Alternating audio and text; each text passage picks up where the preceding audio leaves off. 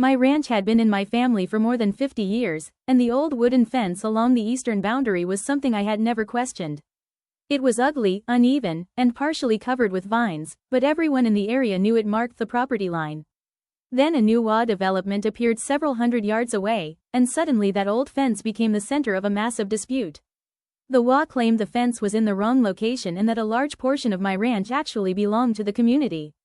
They said their developer's plans showed the property extending much farther into my land. At first, I thought it was simply a boundary disagreement. But then the HOA sent contractors to inspect the area without my permission. They began placing stakes across the pasture. I ordered them off the property.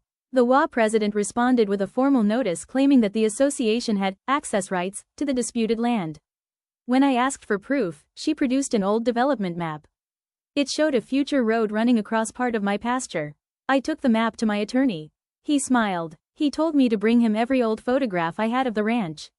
That weekend, I searched through boxes in my parents' storage room and found photographs from the 1970s, 1980s, and 1990s. In nearly every picture, the same fence appeared in the same location. My father had even photographed himself repairing one section of it decades earlier.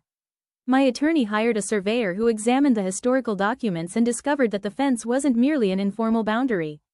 The original property survey referenced several physical landmarks, including a large oak tree and the fence line.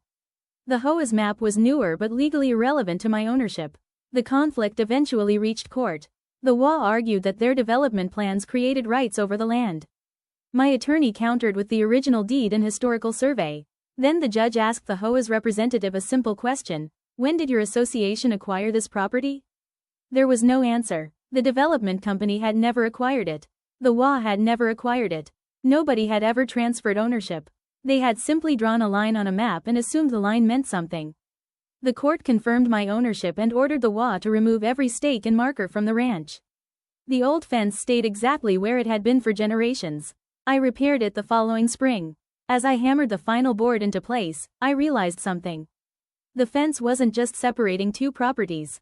It was a piece of history that had survived long enough to prove the truth when paperwork created decades later tried to erase it.